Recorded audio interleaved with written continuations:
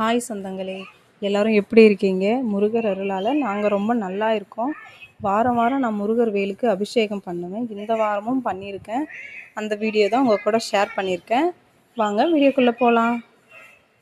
எப்பொழுதுமே முருகர் வேலுக்கு அபிஷேகம் பண்ணும்போது ஒத்த வரிசையில் தான் பண்ணணும். 3, 5, 7 அந்த மாதிரி ஒத்த வரிசையில் தான் பண்ணணும். இன்றைக்கி நான் இந்த 3 அபிஷேகம் தான் பண்ணியிருக்கேன்.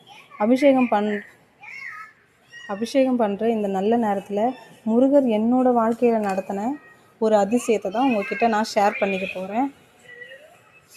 அது என்னன்னா சொந்தங்களே, நாங்கள் எப்போவுமே பொங்கலுக்கு நம்ம எல்லாருமே பொங்கல்னால் சொந்த ஊருக்கு போயிட்டு தானே செலிப்ரேஷன். சொந்த ஊர்லேயே இருக்கிறவங்களுக்கு அது பிரச்சனை இல்லை. நம்ம வெளியூரில் வேலை செய்கிறோன்னா சொந்த ஊருக்கு போயிட்டு தான் பொங்கல்லாம் செலிப்ரேஷன் பண்ணுவோம். அந்த மாதிரி நாங்கள் பொங்கலுக்கு ஊருக்கு போகும்போது டோல்கேட் போய் தான் பஸ் ஏறணும். பஸ்ஸில் தான் போவோம். அன்றைக்கி போகி பண்டிகைனாலே ஊருக்கு போகிறது ரொம்ப கஷ்டம் தானே. போயிட்டு டோல்கேட்டில் போய் பார்த்தா சரியான கூட்டம், காலை கூட வைக்க முடியல. குழந்தைங்கள வச்சுட்டு நாங்கள் 6 மணிக்கெலாம் போயிட்டோம். 6 மணிலேருந்து 8 மணி வரைக்கும் கார்லேருந்து ஒரு அண்ணன் ஹஸ்பண்டை கூப்பிட்டாங்க. இங்கே கொஞ்சம் வாங்கண்ணா அப்படின்னு சொல்லி கூப்பிட்டாங்க. அவரும் போய் என்னண்ணா அப்படின்னு கேட்டார். எங்கண்ணா போகிறீங்க அப்படின்னு கேட்டாங்க. நாங்கள் தெல்லார் போகிறோம் அப்படின்னு சொன்னோம்.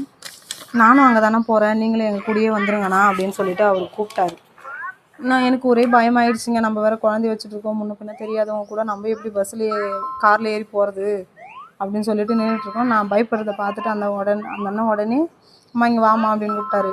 பயப்படாதம்மா, நான் லாயர் தாம்மா, நான் சென்னை ஹைகோர்ட்டில் தான் நான் வேலை செய்கிறேன், பயப்படாத, நீங்கள் குழந்தைங்கள வச்சுக்கிட்டு இங்கே நானும் 1/2 ஹவராக அந்த டிராஃபிக்கில் தான் நிற்கிறேன், நீங்கள் ரொம்ப நேரமாக நிற்கிறத பார்த்துட்டு தாம்மா நான் வந்து கேட்டேன் நீங்கள் எங்கே போகிறீங்கன்னு. நான் தெல்லார் தாம்மா போகிறேன், நீ வாமா நான் அங்கேயே கொண்டு போய் இறக்கி விட்டுறேன் அப்படின்னு சொல்லிட்டு விசிட்டிங் கார்டு எடுத்து காட்டினாங்க. சரி அப்படின்னு சொல்லிட்டு பார்த்தோன்னே அப்புறமா எனக்கு ஒரு நம்பிக்கை வந்துடுச்சு. சரி போகலாம் அப்படின்னு சொல்லிட்டு நாங்களும் கிளம்பிட்டோம். காருக்குள்ளே ஏறி பார்த்தா அவங்க பசங்க, அவங்க ஒய்ஃபு எல்லாமே உள்ளே தான் இருக்காங்க. அவங்க டோர் க்ளோஸ் பண்ணிகிட்ருக்கோ எனக்கு தெரியல. அப்புறமா ஏறி உக்காந்தோம். நாங்கள் ஊருக்கு எப்போவுமே போகணுன்னா 3 மணி நேரம் 4 மணி நேரம் ஆகிடும் ஃப்ரெண்ட்ஸ். அன்றைக்கி 2 மணி நேரத்துலேயே எங்களை கொண்டு போய் விட்டுட்டாங்க அந்த அண்ணன். அப்புறமா நம்ம காரில் ஏறி உட்காந்த உடனே நான் முருகர் தான் அனுப்பி வச்சுருப்பாரு, கண்டிப்பாக முருகர் சம்மந்தப்பட்ட பேராக தான் இருக்கணும் அப்படின்னு சொல்லிட்டு நான் பேர் கேட்கணும்னு நினச்சிட்டு இருந்தேன். அது பேசிட்டு அப்படியே அந்த மறந்துட்டேன் நான். அப்புறம் இறங்கினோடனே ஞாபகம் வந்துடுச்சு, ஐயோ பேர் கேட்காம விட்டுட்டுமே அப்படின்னு சொல்லிட்டு. அப்புறம் தான் அந்த அண்ணன் விசிட்டிங் கார்டு கொடுத்தாங்களே அது ஞாபகம் வந்து. அப்புறமா ஓடி போய் விசிட்டிங் கார்டை எடுத்து பார்த்த உடனே பார்த்தா சக்திவேல்னு பேர் இருந்ததுங்க. என்னால் நம்பவே முடியலை, சக்திவேல்னு பேர். அப்போ முருகரே தான் வந்து நமக்கு ஹெல்ப் பண்ணியிருக்கிறாரு. குழந்தைங்க வச்சுன்னா நாங்கள் ரோட்டில் நிற்கிறோமே அப்படின்னு சொல்லிட்டு இந்த கூட்டத்தில் போக முடியாதுன்னு முருகர் எங்களை பத்திரமா கூட்டிகிட்டு வந்து வீட்டில் 2 மணி நேரத்தில் எங்களை வீட்டில் வந்து சேர்த்துட்டாங்க.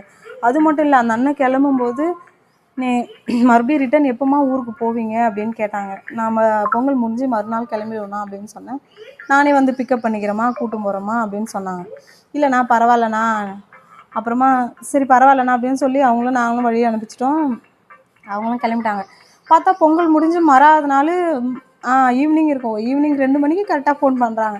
நாங்கள் ஊருக்கு கிளம்புறோம், நீங்கள் வரீங்களா அப்படின்னு சொல்லிட்டு அந்த அண்ணன் கேட்டார். சரிண்ணா நாங்கள் வரோம் அப்படின்னு சொல்லிட்டு நாங்களும் கிளம்பிட்டோம்.